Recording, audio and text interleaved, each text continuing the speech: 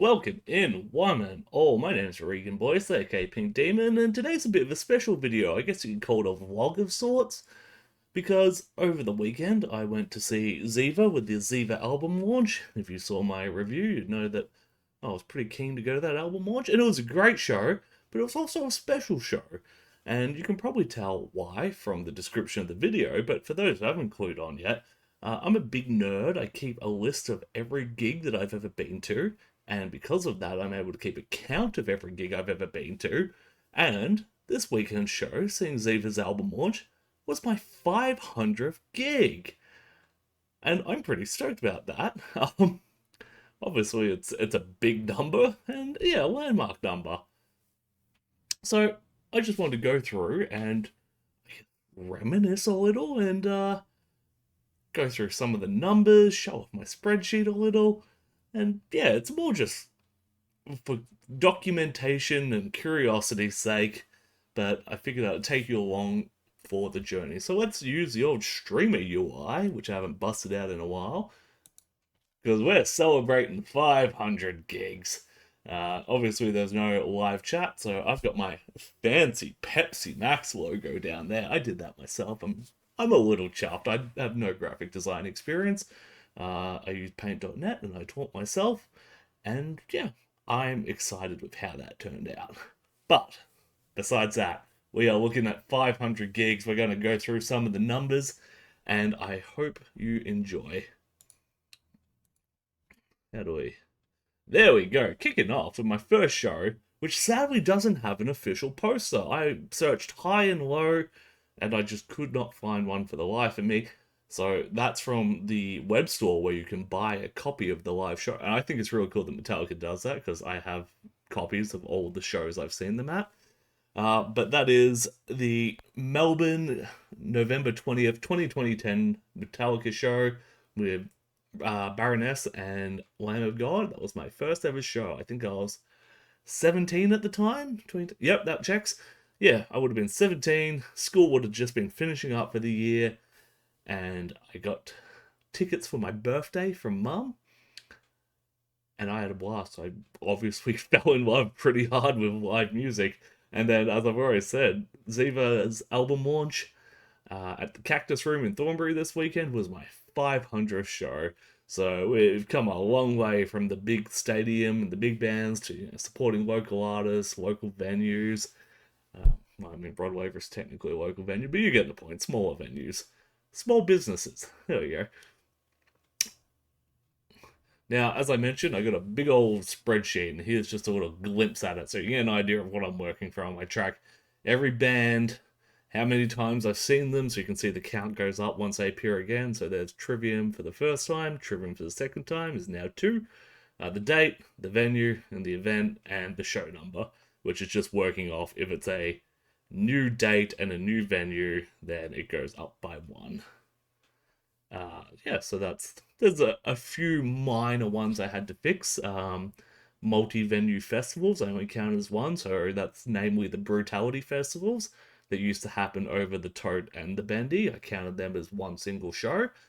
And then there's a very specific instance post-COVID where you'd get 2 sessions, and I counted them as individual shows. So you had, I think it was Hybrid Nightmares and Harlot did a daytime session at Max Watts and then an afternoon session, but like they kick everyone out in between. I went to both, they counted as 2.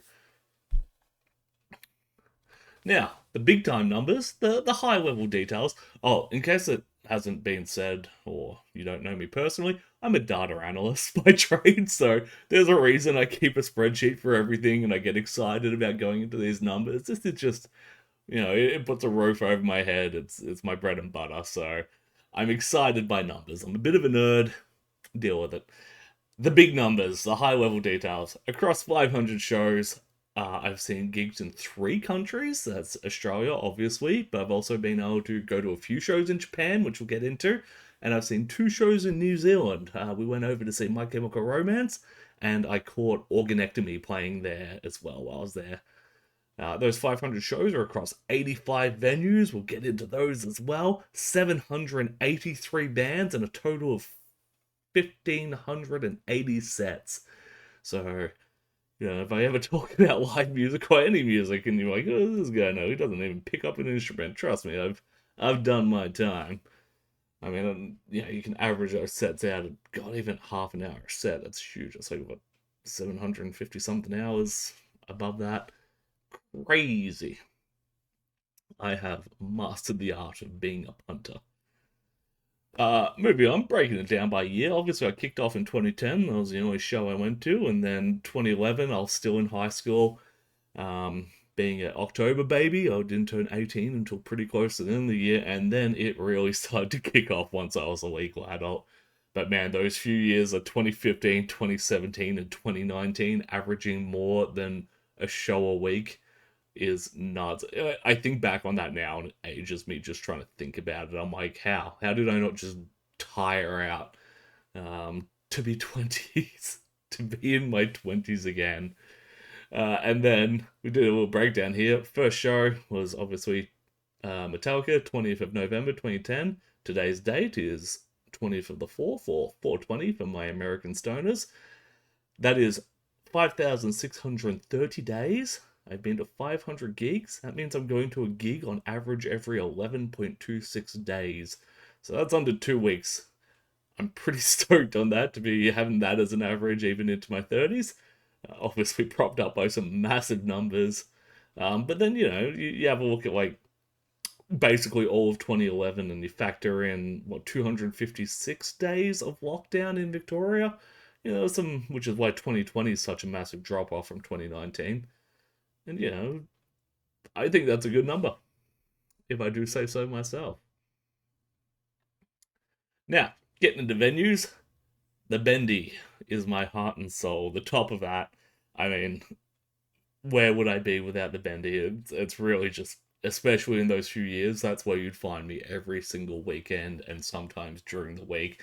And if not there, probably down the road at the Tote, which is a lot less, but still, 28 is pretty good. Corova Lounge, now known as Volta, is right up there because I grew up in Ballarat, so that was my local when I was 18, 19, maybe even 20. I'm trying to think of when I moved out. I think I moved out around 20. All the internationals I see, kind of, I love a smaller tier international or a big tier local. So Max Watt's House of Music or Hi-Fi if you're a bit older. That's where I've seen a lot of awesome bands. And then finally, a much newer player in the scene, but I love Stay Gold. It's in a great place. I love going to Brunswick. I used to live just up not the tippy top of Sydney Road, but Pentridge Prison is where I first moved in to an apartment when I moved to Melbourne. So getting down to Brunswick Way was always a treat. RIP the Brunny Hotel. I'm sure that'd be much higher if that didn't get closed down, but there we go. Stay Gold is its successor. But man, all great venues. And yeah, as I said, there's what, 70 something, 80 something before. So many that I love and just feel like second homes. It's just nice to walk into a building and feel really comfortable in there and be like, I know where everything is. I know half the faces in here. It's a great feeling, which is why it really hurts to lose these and why we do things like rallying around the Tote, raising $6 million. It sounds preposterous, raising millions of dollars for someone to buy business and you're not getting any equity or anything like that in it until you realize just the love and the heart of it all, just to save the Tote. And that we'd probably do it for any of these. Maybe not the Hi-Fi. Someone, they've got big money. If they're fucking their business up, that's on them. But you get the point. We love our venues. Wouldn't have gigs without venues, obviously. Now, I want to get into my top bands. I was going to do top five, but there's a bit of a draw, and I split into internationals and locals because, my top five are all locals anyway. But I thought you'd want to know what internationals I've seen a bunch of times as well. So kicking off at number 7, Death by Stereo, California Punks. I first saw them at Hits and Pits Festival around 3, which is a bit of a cursed festival. If you think everything that happened was Soundwave, but on a much smaller scale. Just some guy was robbing Peter to pay Paul, and then his bills caught up with him, and then he flaked and left a lot of bands high and dry, and some of those bands are still hurting to this day. Like, I remember Big D and the Kids Table were on that ska punk band, and they had to kill an album cycle because they lost so much money basically not getting paid to play Australia. And for a ska band, they've also got a lot of members. It costs a lot to fly over to Australia to then not get paid and then have to go home. So they're only kind of just recovering. Their latest full length album after that is coming out, I believe, later this year. So, it's 12 years of damage done by a dodgy promoter. That's really shitty. But thankfully, Death by Stereo, who I think were one of the headliners of that festival, came back a few times, and they typically play 2 Melbourne shows because they love Melbourne, so I got to catch it both times. And there's a little photo of me with the guys, and they stayed at the Bendy and drank until close, so really swell guys, really cool guys, great to hang out with. Really hope they come back. It's been 7 odd years. Someone bring them back. Moving on, this one was a bit surprising to me, but Lamb of God obviously played the first show I ever went to, and Baroness were cool. They opened the day, but I was Baroness are a refined taste. They're very artistic. I think now that I've got a more refined palate, I love Baroness maybe even more than I love Lamb of God. But back then, when I was 16 and I was 17, and you're just really into bands with big hooks and cool sounds, seeing Lamb of God for the first time just blew my mind. And I think before even Metallica came on, I was falling in love with live music because Lamb of God came out, and that was the first exposure I had to anything that was kind of extreme metalish. And they played Walk With Me in Hell, and all the lights went red, and the mosh pit was going crazy. I was up in the seats. I'm like, what is this? This is sick. I want to be down there in the mosh pit. I want to just bathe in this forever. And I think, yeah, before even Metallica hit the stage, Lamb of God was that first little spark that really lit my love for live music. So I've seen it a few times since. Obviously, they were a common band to bring out at Soundwave. 2012, 2015. Then I saw them at the Sideshow as well. That was with Killer Be Killed, and still one of only very few shows Killer Be Killed has ever done live. I think that was their second ever show, and then so they played the festival on the 22nd, and that was their first ever live show, and then the 24th they played their Sideshow as well, and that was their second ever live show. So I went to both of Kill Be Killed's first 2 shows. Crazy.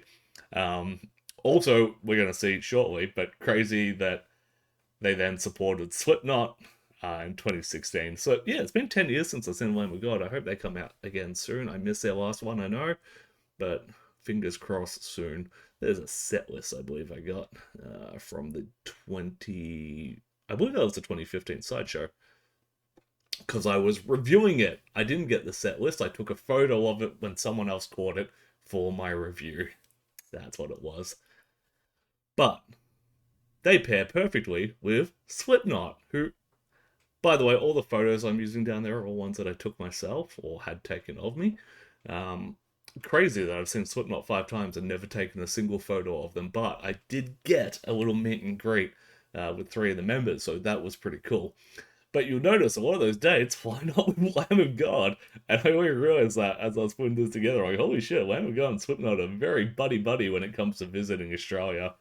No introduction need for Slipknot. They're one of the biggest metal bands in the world. They put on their own festival, which is why I saw them in 2023 and 2025. Funny story about that meet and greet, though. It was part of their paid members club, the Pulse of the Maggots. I think it was just called the Maggots, or can't remember exactly. But I was on their forums in the free member version, and for whatever reason, whatever bug caused this, when they had a competition for meet and greets whenever the band was touring, somehow I got in there when I wasn't a paid member, and I won, and I got to meet the band, get some shit signed. I believe I got my vest signed. It's hanging up in the cupboard behind me. But because they had their official photographer, I then couldn't get my photo because the photo was uploaded to the members section, which is behind a paywall. But I saw someone online post up their photo, so I saved it, scraped the metadata to find out where they got it from, and on their website, they've listed them all with just sequential numbering, so I just hammered in number after number sequentially until I found my own photo, and that's how I got it. And someone eventually found out from the from the paid membership thing. They got really mad at, which I guess that's fair. I did rob a paid member's chance to be there. So, in hindsight, I do feel bad about that. Um, oh well, it was 14 years ago. I hope they've moved on because I have. And then moving into number four, and now we're going up from 5 times to 6 times. Anana Thrak, who I first saw in Dark Mofo. I didn't really know about them. I think they played with Torque, Norwegian black metal band, and I was going down for Torque. But Loki from Hybrid Nightmares is like, you gotta come see Anana Thrak. I think they were actually on the same show anyway. They both played Hymns of the Dead on the same night. And him being a little bit my senior, I'd never seen him in a mosh pit before until this, and he's like, "Here, hold my glasses." He takes my, I've never even seen him take his glasses off before, and he just cuts sick in the pit, and I got it. I'm like, holy shit, this is. Again, it was like seeing that Lamb of God for the first time, but it was just leveling up of like, I've never seen anything like this before now. Crazy energy, and I remember the night after we're at the big night market feast thing, the Dark Mofo do, and Analnathrak didn't have any merch at their show, and Loki's a huge fan, and he turns to me, he goes, "Here, this is how you meet your heroes without seeming like a punisher." I'm like, alright, he walks off, goes up to him, goes, "Hey guys, I don't want to suck your dick or nothing, but where was the merch last night?" Fucking lost it. Just cracked up laughing. And he must have made a good impression, because you can see there that 2 years later, the Watain and Analnathrak Japan tour went to every show, because obviously Hybrid Nightmares was on that tour, and if you know me, I'm very buddy-buddy with Hybrid Nightmares. I help them out on tours sometimes, so I very luckily got to join in on the Watain and Analnathrak Japan tour in 2019, and then see them again, because they went to Australia straight after, so yeah, there's me with a couple of guys, and there's even a photo of me stage diving at the Melbourne show, which I lost an argument for. Someone's like, "You went full on Shawn Michaels elbow first into the pit." I'm like, "No, I jumped safely." And they're like, "No, you just elbow dropped some guy." And then video footage came out, and you can clearly see that I'm going elbow first. So very sorry to whoever I dropped a flying elbow into. Teehee. Hope you're alright.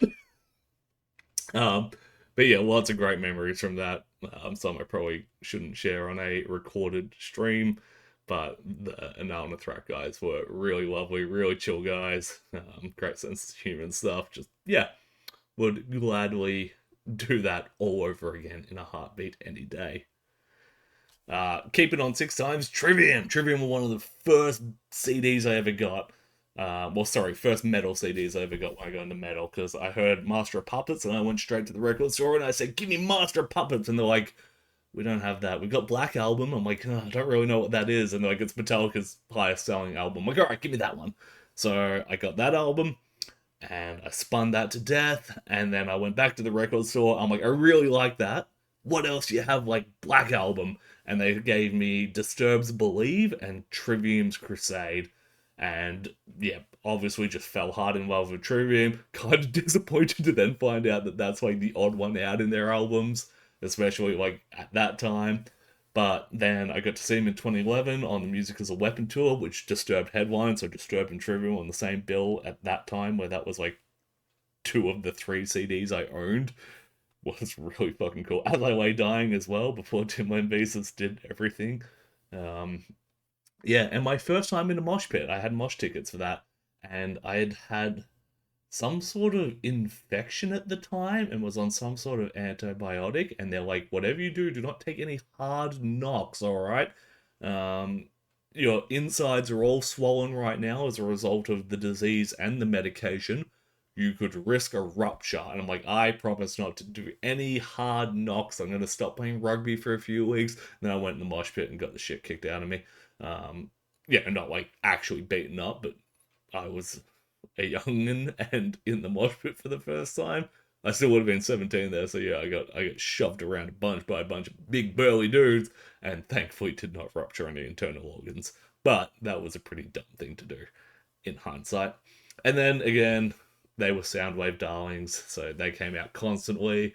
Then they came out twice in 2014. That was awesome, seeing them within Flames, and now they've come out for Knotfest, and I'm going to cut the video here in post-production, and I'm going to insert just a little Snapchat I shot on the day that I found while going through this and trying to find photos of the bands, and it kind of just reminded me why I'm so stoked on this and why I'm still doing this to this day. While, like, even now, I am so in love with live music, and it's just a little video. Put it here.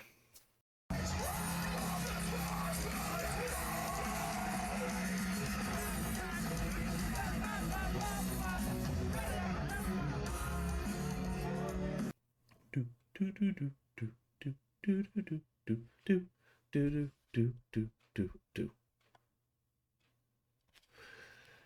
And yeah, as you see there, that is me with some of my best friends in the entire world watching Triggering together. Huge smiles, super positive energy.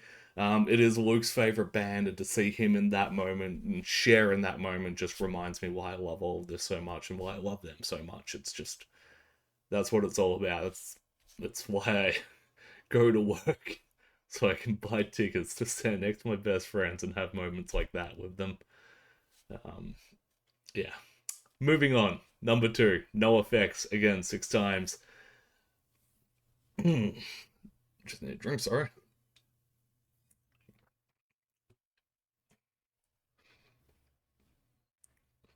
Now, I think my housemate, my first, kind of first and only housemate, Connor, not June's triple kill Connor, but housemate Connor, got me into No Effects, and yeah, I fell in love with them. I think they are cream of the crop of the punk scene for a reason, and I took any chance possible to go see them. I saw them twice on their 2014 tour. I think there was a third show that I literally couldn't afford at the time. Saw them at Downloads, saw them at Good Things, and just had to buy tickets to both their final shows. They're just such a fun band. I love the way they write songs. I love how, you know, serious of an issue they can tackle without being just really punishing with it, or very like over the top and blatant with it. And I think with enough time, I've come to love all their albums. A few of them were like on first listen, I'm like, oh, it's a stinker, but on repeat listens and years to sit with it, I'm like, oh no, actually, they were being very clever with that. I just didn't pick it up at the time. Their live shows are absolutely just nuts, a blast. I remember in those 2014 shows, I was there with some older punks who were friends in the scene, and we had a competition of there were so many crowd surfers, just how many crowd surfers' shoes could you steal and then throw at Fat Mike, and like we were by the end of the set, I believe we were both in double digits, just having the time of our life. So tie your shoes up, especially if you're wearing bloody skate shoes that fall off anyway. Silly times indeed. Very sad to see them go. Very glad that I could share those two last shows with my big brother, my biggest brother, and my love of my life, my wife, who, yeah, both of them being big musical influences on me. Um, One of those bands where I'm like, you know what? I wouldn't be mad if you got tight on money and did the old John Farnham 7 final tours, because I think I'd go and see No Effects every time. Oh, also, one last story, sorry, in the 2014, one of the most fucked up things I've ever seen at a gig. There was a guy in the mosh pit, off his face on like PCP or something really hard, got completely naked, and then pointed his wiener up to his face and pissed in his own mouth in the middle of the mosh pit. Disgusting. I think that's when I left the mosh pit and stopped taking shoes. Crazy. Punk's a fuck day. And my number one, Watain. Four, going all the way back to Download 2012, which they called the Wolves Among Sheep tour because they were playing a festival with a bunch of pop punk bands, and they have not talked kindly about that in interviews since. But so glad I miss Soundwave for how eclectic it was, and just the fact that they could put on lineups that would have big mainstream bands like Slipknot or System of a Down, and then punk bands like Green Day, Simple Plan, etc. and then would just have like a token black metal band would be Wu-Tang or Dimmu Borgir, and it's just, I miss it so much. That huge eclectic taste is just so responsible for expanding my musical horizons when I was younger. So thank you, AJ, for that. I know he cops a lot of flack, but I think people also overlook all the good he did for the scene too. So obviously they came out in 2012 and then came back 2014 for the Mayhem 30th anniversary tour. I remember they weren't announced on the initial package. It was all like, hey, buy tickets to this. The supporting band will be huge. And I bought tickets because it's Mayhem's 30th anniversary. I was going anyway. And then, yeah, like a month later, they support Wu-Tang. I'm just like, what? What? That's a headliner in their own right. And sure enough, like, they come back a few years later. Well, they did the Behemoth Australian Saintness tour with Bolzer as well. And then they came back and they did, again, headline that same venue. And then after that, went to Japan with them for the Wu-Tang and No Thrak headline tour. That was sick. They were really nice guys, and I wasn't expecting them to be. So on that 2012 Soundwave, I won a meet and greet competition, and they said you can meet and greet any band except for the headliners, which was like Slipknot and I think System of a Down. I can't remember if that was the year that had both of those. But anyway, they're like no headliners because they have their own competitions and management. But any like band that's not a headliner, meet and greet. I'm like Wu-Tang. I want to meet Wu-Tang. And they came back and they're like, Wu-Tang said no meet and greets. I'm like, really? They're like, yep, no, they will not do it. So, yeah, by then they were already pretty pissed off to be playing a pop punk festival, but Wu-Tang flat out no. So I'm like, well, fuck them. Like, I love their music. I'm still gonna support them and go see them, but like, fuck them if they think they're too good to meet a fan.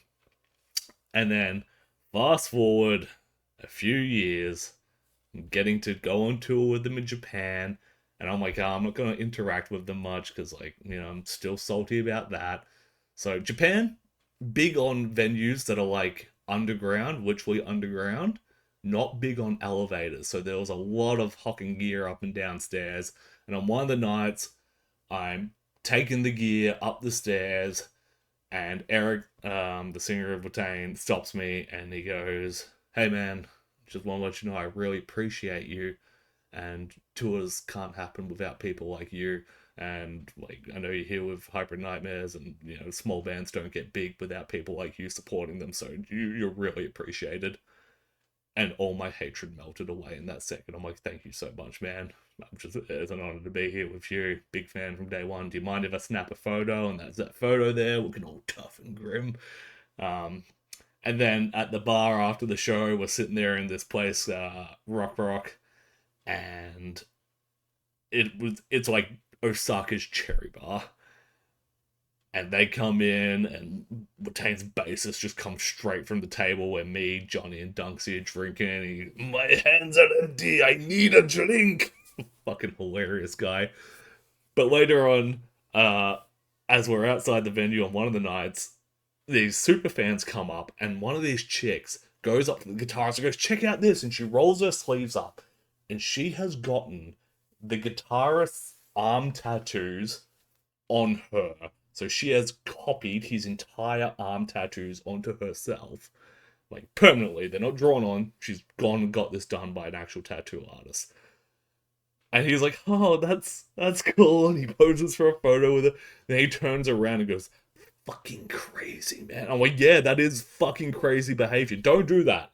If you have an artist you love and he or she has really cool tattoos, they're personal to them. Do not fucking do that, okay? Just don't.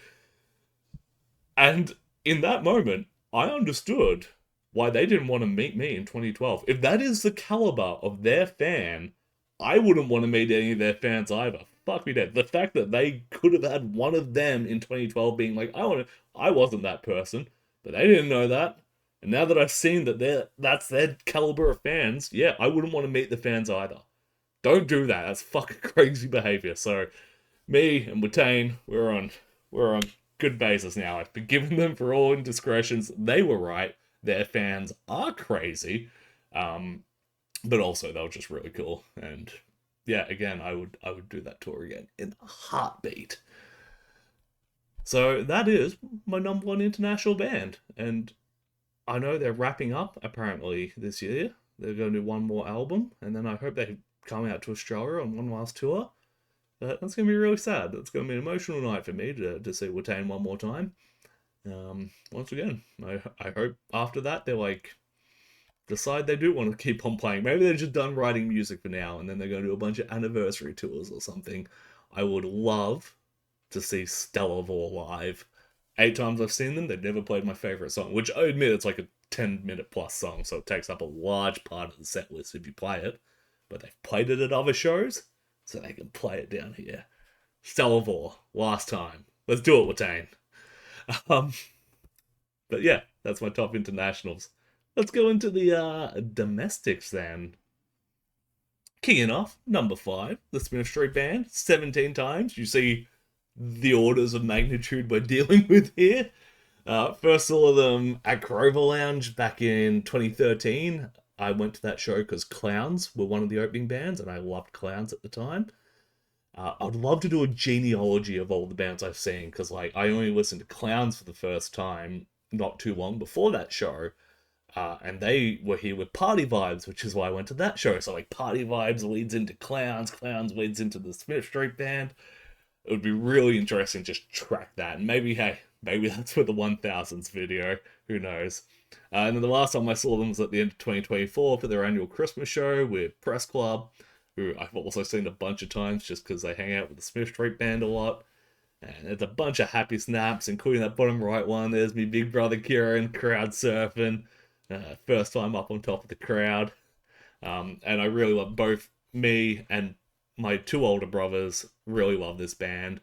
And it's always good whenever they play because we all get together. And, you know, we don't often all get together outside of a family function with, you know, mum, dad, and other wider family members, wives, kids, nephews, nieces, etc., cousins, whatever. It's very rare that just the 3 brothers get together. So I really love whenever Smith Street Band play and we can all get together and just, you know, let boys be boys basically for a while. Yeah, love the Smithies. Any funny stories? Oh, actually, I do have one. That first show, so there was some friends of friends down from Melbourne for that one, and around the corner from Grover Lounge was Cold Rock, and I feel the Cold Rock was open late for some reason, probably because it was kind of in the night district, the nightlife district. So between sets, like, let's go get Cold Rock. It's a nice night. It's a warm night. Let's go get an ice cream. So I'm ducking out, and I'm like, "Yo, Zach, you wanna head down around the corner?" He's like, "Yeah." He's my one friend's like, "Oh, where you going?" I'm like, "Oh, I'm just gonna go get a cone of ice cream." But he knows that we're going for cones of ice cream. His friends just hear me say, "Oh, we're just gonna go get a cone." So we all go around the corner, and they're like, "Oh," they think we're ducking out to smoke a joint. We go around the corner, we go to the Cold Rock and start ordering, and one of them just cracks up laughing. I'm like, "What?" He was like, "You said we're going around the corner for a cone. This is not what I thought." I'm like, "What did..." Oh, I was very young and innocent back in 2013. Um, so yeah, smash cones at Cold Rock. Don't do drugs, kids. Rot your brain. Moving on, and he's like, you know, again, the genealogy clowns, who, like I said, first saw 4 months earlier, supporting Party Vibes. They were touring on their Powders single East Coast tour, probably still their best single to date, just saying, but yeah, that's me, I like the old stuff. And then last saw them at the Endless album launch back in 2024. Sadly, this is probably the one local Australian band that I won't get a chance to see again. They seem to be broken up, and there was a bit of drama on their Instagram recently where they were announced for a festival or a run of shows in Europe, and the rest of the band chimed in and goes, "Huh, that's weird. The singer didn't tell us about this." And it seemed like the singer was maybe trying to steal the band and do something with it in Europe. And that's really sad because I've had so many good memories of these. And my wife is a big Clowns fan. And then we come together and now we're big Clowns power couple. And now Clowns is no more. But yeah, all the guys from the band that I still stay in touch with are absolute gems. So there's a lot of great friendships there, and a lot of great memories as well. They'd probably be a bit higher, but I've gone on and off with them over the years, and it's a problem with like really following a band is that, you know, band members grow up and change, and you grow up and change. So like the first album and the EPs before it, I was a huge fan, and then second album I didn't love the direction, but the music was still pretty good. Third album I completely dropped off, um, and then came back for basically everything after that. But yeah, there was a long period there where I just stopped going to their shows because I just didn't like the material they were playing, and didn't want to be a grumpy old git up the back being like, play the old stuff. Um, Now they're at the point where, they've got such a deep discography, they'd only play one or two songs from the albums I didn't like anyway, so that was fine by me. But yeah, I would love. Hey, weirder things have happened. All right, I've seen in my lifetime Guns N' Roses reunions, Kisses reunions, Misfits reunions. So I'm not ruling out a Clowns reunion somewhere down the track. All right, but yeah, for now, I guess Clowns are on ice until further notice. But thanks for the memories and the wife, kind of. We'll get more into that later. Number three, Harlot. This is crazy. So I'm trying to get these photos of all the bands I've seen, and I'm going through my Google photo history where I've kept everything uploaded. I didn't get a photo of Harlot live until the 17th time I saw them. That's crazy. But before that, I did get one of my worst mosh pit injuries ever. So enjoy the free foot pick on stage. You can see that massive lump on my leg. Someone fell full speed sideways into my leg and gave me the corky of all corkies that swelled up to like a golf ball sized lump under my leg, and then over the following weeks broke down and bruised. And you can see that the bruising went from just below the knee all the way down to the toes, and that just kind of kept moving and changing color over a matter of weeks. But yeah, nothing was broken in there. It was just this big mass of clotting tissue, I guess, that I had to just keep rubbing cream on to make sure that it didn't, break down and kill me, essentially. Um, it's crazy, man. That is still, yeah, the worst mosh pit injury I ever got. And every time I look at that bruise and come across that photo again, I'm like, that's nuts. I probably should have gone to a doctor. I didn't. I just got some like bruising cream and kept rubbing it on there. Um, but again, I'd love to see the genealogy because there they are. First show, obviously, I was there for Hybrid Nightmares. I can't remember how big into Trigger I would have been at that point. I did get really big into Trigger too. Um, but I was obviously there for Hybrid Nightmares. And then the last time I saw them was at the last Hell in the Bay, Hell in the Bay 10, where they played a ripper set. And I think the main reason I never got any photos of them, they're just such a great high energy band. Like, up until recently, I would have been in the mosh pit for the entire set every time they played.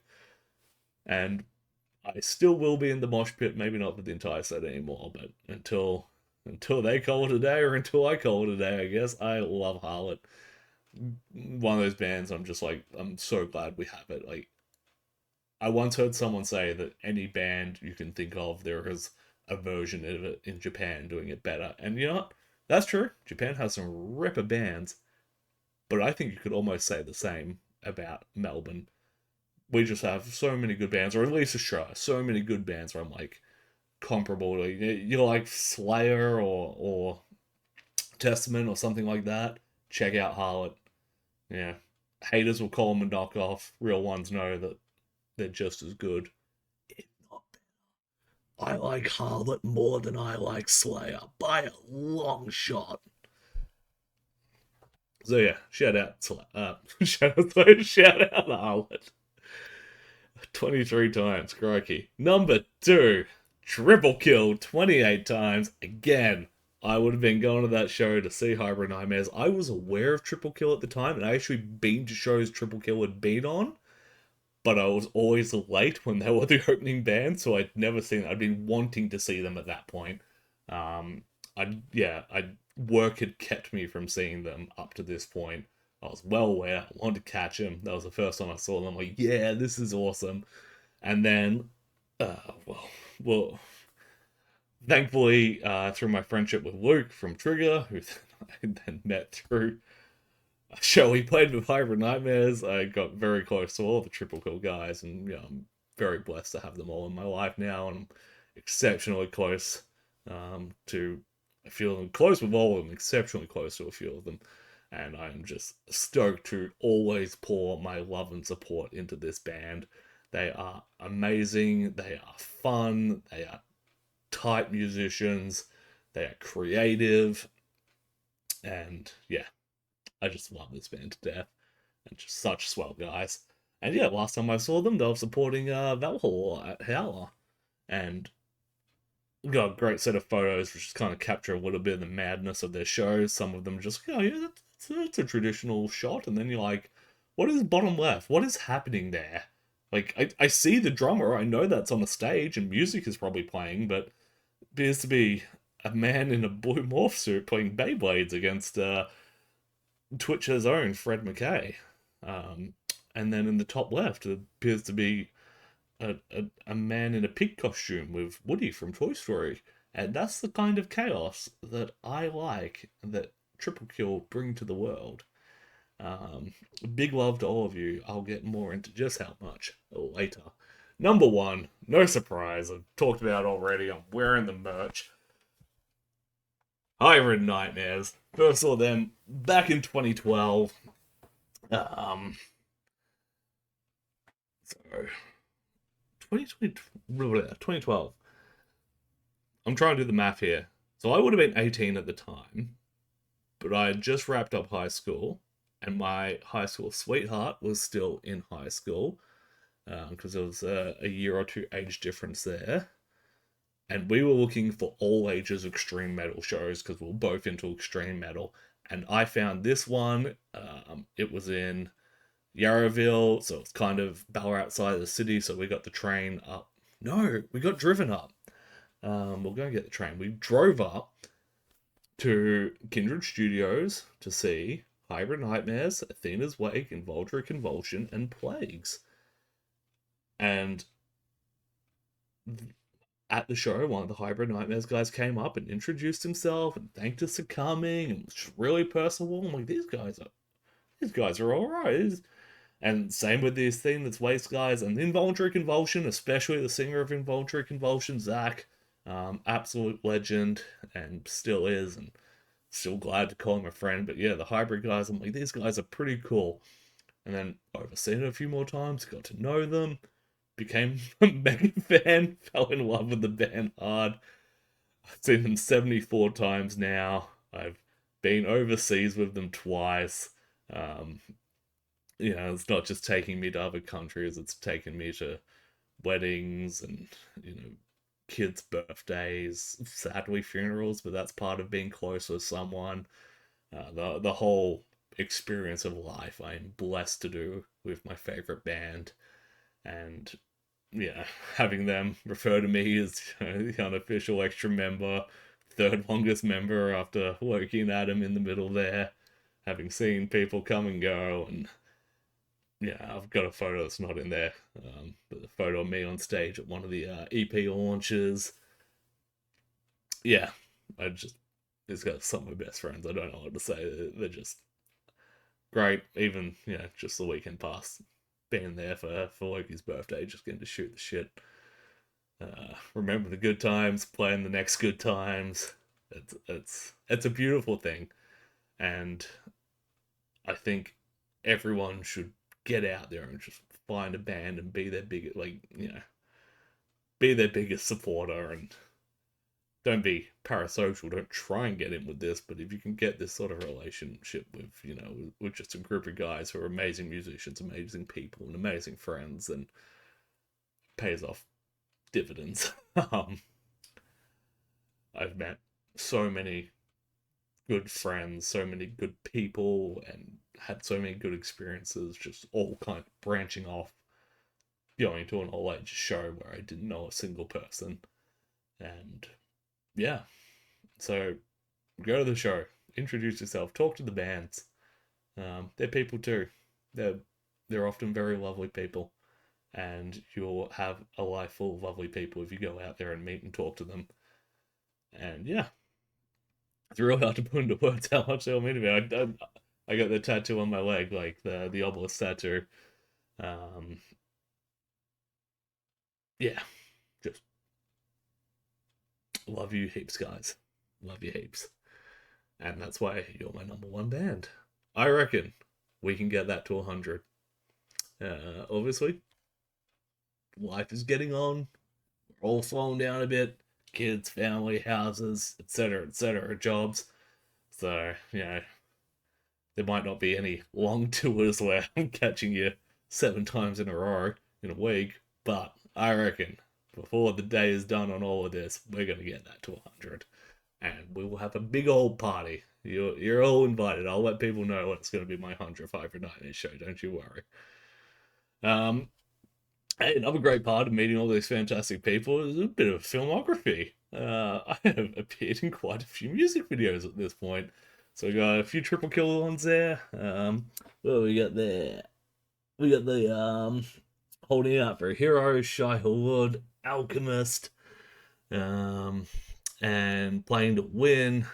Got the Clown, Sulphur Sale, Hyper Nightmares, Drink of the Waters, Jupiter, for I'm in the Hailstorm DVD, and Requiem, Black and Winter, fuck yeah, Wreckers, and Orpheus Omega, The Prophecy. And again, that's just for having being in the crowd for crowd shots. If you want to get it in a music video and see yourself on Rage, be in the crowd for the crowd shot. I actually haven't seen the Robbie Williams movie, but I was at one of the filmings for it in Melbourne, so maybe I'm in that too. I hope I am, because Mum was with me. It would be great if me and Mum were in the Robbie Williams movie. I'll have to check it and scour it. And then, to be an extra, to be asked to be an extra is just another thing on top of that. Now, I believe the next slide is my most meaningful shows, so I'm going to get a little bit more sentimental. Bear with me. It is what it is. So, obviously kicking off with that first show, just like I said, the spark just was lit in me that day. Everything seemed brighter and in more color and louder in that moment. I was up in the seats, I was looking down in the mosh pit, I'm like, I've got to be there. And I wanted nothing more in life than to just be down there. The energy was insane. The crowd around me was insane. It just really lit up my entire life. And I'm like, this is what I want to do. I just want to be at shows. I didn't even have any interest in playing an instrument, and I still don't. I'm not particularly good at it. I got 2 left hands and 2 left ears. I can't craft music for shit to save myself. But God, I love it. And it honestly just accentuates it even more to see all these really amazing musicians and this skill that I can't do. Just makes me fall more in love with it, because I just sit there in the crowd and I'm awestruck by whoever's on stage before me. Moving in Higher and Higher, obviously I just spoke about it. It's where it all started, and you can see how important it is throughout the rest of this. But yeah, it's hard to imagine the direction of my life if I never went to that show, because the butterfly effect of that show is just so large. Like I said, the genealogy, it would almost all trace back to that in one way or another. And yeah, wouldn't trade that for the world, honestly. Moving on to the first Age CD launch of their EPs of the Ages. They did 4 EPs in 1 year called the Ages. It's based on Hindu mythology, I believe, with like cycles of life and destruction and stuff. It's a whole thing. Look into it. They are 4 great releases, and the mythology behind them is amazing. But the first one was really special because that is where I met Johnny Chamis, who would go on to play in Hyper Nightmares and is now currently in Mammoth Throne. But we met that night, just on an off chance. We're at the bar, having a drink together, and we clicked and never really unclicked from that moment. Even that night after show, we just went out drinking together the entire night, and we were inseparable for the longest time. When I had those years where I was at shows every week or multiple times a week, Johnny was almost always by my side. And again, I have through that shared a life with this man who is just an amazing friend, an amazing guy. Um, Always been there when I need him, and just yeah, truly blessed to just call him one of my best friends. And that's where I met him. And once again, like I just couldn't imagine not meeting him that night and all the kick-on effects that have happened from there, and everywhere life has been with him. It's hard to just disconnect that from the rest of my life. So it all started there. Again, at the second age launch, at Cherry Bar with Trigger. May have met him beforehand briefly or something, but that's the first time I ever hung out with Luke. And once again, a friendship so core and integral to my life. Especially now, as I'll get onto with the next one. But we were sitting at a table. I believe I was there with mutual friends, Penny Lane, shout out Penny, and a bunch of others. But some absolute banger came on, and I'm like, Penny, I want to dance to this. I'm gonna get on the table and dance. And at the time, Hybrid Nightmares would wear these cool white wizard robes on stage, and being their album launch, I wore a homemade version, which was essentially a bathrobe. So I was at Cherry Bar in a bathrobe, absolutely four sheets to the wind, and I get on the table to dance, and I immediately fall off, eat shit, fall into the table, knock over every drink on the table in front of all these people I've just met for the first time, including Luke. Um, and security comes over and they pick me up. I'm like, well, this is the end of my night. I'm obviously getting kicked out for this. And security picked me up, put me on my feet. He goes, well, you knocked over all those drinks. And I'm like, oh, shit, yeah, I'm sorry, man. That was a dumb idea. So, yep. Well, you better go to the bar and buy a round for the table then. You got to replace them all. And he just pushes me to the bar. And I'm like, what in the fucking name of RSA is it? Like, I'm not complaining. I'm having a good night. I'm keen to keep on drinking. But yeah, that was probably one of the least responsible services of alcohol I've ever seen. So I go up and I'm like, yeah, give me like 8 cherry bombs. I take them back to the table and keep on drinking and spend the rest of the night. But that is one of my very first memories with Luke. And yeah, the friendship from there has just grown and been life changing as well. But I don't know what was going through his head when this absolute idiot in a bathrobe fell through a table in front of him. I don't know what made him go, you know what? I want to be this guy's friend. But I'm very glad that he did do that. um, and then through Luke, I would go on to meet Connor from Triple Kill, and that's another just lifelong friendship. Um, they kind of grew more organically over time. I don't have an exact moment of meeting with Connor that I really recall. Um, but they played the album launch for Triple Kill's first album together, and after the show finished, Laser Highway was on down at Loop Bar. And they're like, yeah, let's go to Laser, let's have a dance, have a boogie. And I was with Luke, he's like, yeah, let's go, Regan, Connor's coming too. And Connor brings a friend who I'd met once before, very briefly, outside a venue, and her name was Jess, and we went to the bar together, and I bought Jess a drink, and I got her name, and I got a kiss from her by the end of the night too, and now I have this fancy ring from her, and she sleeps in my house, in my bedroom, next to me in the bed, and I think I love her, and I think she loves me too. So you can see why this is so damn important to me. Literally, like the tracing the line back here of like the spark of it all at that first show, and then going and through Hybrid Nightmares, I meet Luke, and through Luke I meet Connor, and through Connor I meet my wife. Like it's it's beautiful. It's a beautiful ride. And I really wouldn't have it any other way. It does mean everything to me, and it's only continued to mean everything to me since then. Um, yeah, I just couldn't imagine my life without this, and that's why I'm at 500 now, because the good times just keep on rolling. They don't stop there. They keep on going. There's more memories. There's more great bands I've discovered since. You know, maybe when I reach 1,000, all these top bands, which, God, I wouldn't be mad if they were all the same, but I also wouldn't be mad if new bands have come and gone and become my new favorite band. And, I have more amazing people in my life. But right now, this set right here through these 5 shows, that's just the fucking best thing ever. And that's why I'm always so big on going to live shows. Like, I hope everyone gets to have that experience in life at one point or another. I hope everyone can have a favorite band, have a best friend in the scene, meet someone they love in the scene, and just have a beautiful life because of it.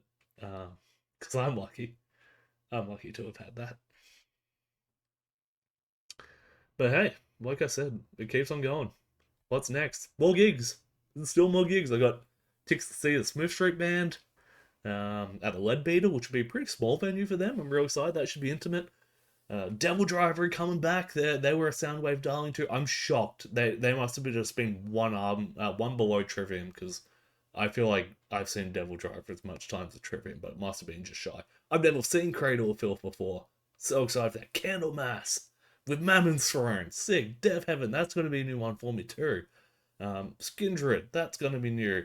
Some random Dutch black metal band I've never heard of before, but they're a black metal band and they're touring Australia. I'm going to check them out. Order of Orias are opening that show. They opened the first ever black metal show I went to. That was Goat Whore at the corner. And they opened it. I'm like, whoa, this is black metal. I'd only heard it on CD up to that point. Like, this is everything I wanted it to be. It's grim and brutal and true and whatever. I was young at the time. And then, speaking of black metal, we got the Mighty Earth Rot with Hybrid Nightmares at the Bergie. It's just even more good stuff to come. The good stuff never stops coming. And the good times never stop coming. So, hey, come to one of those. Come to all of those. Bloody meet new people. Experience new things. Life is beautiful. Music is beautiful. Live music is beautiful. Um, yeah, that's the end. That's 500 gigs and kind of where I'm at right now with what that's bought me. And, you know, I occasionally get questions like, why do you keep seeing the same band over and over again? Don't you get sick of it? Or, how much money do you think you spend on all these tickets? And yeah, no, I honestly couldn't give a fuck. I'd spend twice that. I'd spend 3 times that. I'd spend 100 times that. If it got me back here, if this was the end result, yeah, it's beautiful. Anyway, I hope that, yeah, you can relate to some of this. Maybe you were at some of these shows. Let me know. Anything, really. I know, sound off in the comments. Just say something nice, say something beautiful, and just know that, yeah, if you're one of my friends and you've been to a gig with me, if you're a stranger but you've been at one of these shows and you're just part of that general atmosphere that made the whole night so magical, just know that I love you. Because this is the greatest thing ever. I think back to things that every single culture on Earth has discovered, and I consider them to be like the God-given gifts of the world. Like, if there is a creator above, if you believe in that, but these are the God-given gifts of the world. It's music, it's alcohol, it's good food, and it's, friends and family. Um, every culture has that, so it must be some entirely base level inherent part of the human experience. So get out there, be human, and experience it. And until next time, peace out. I love you.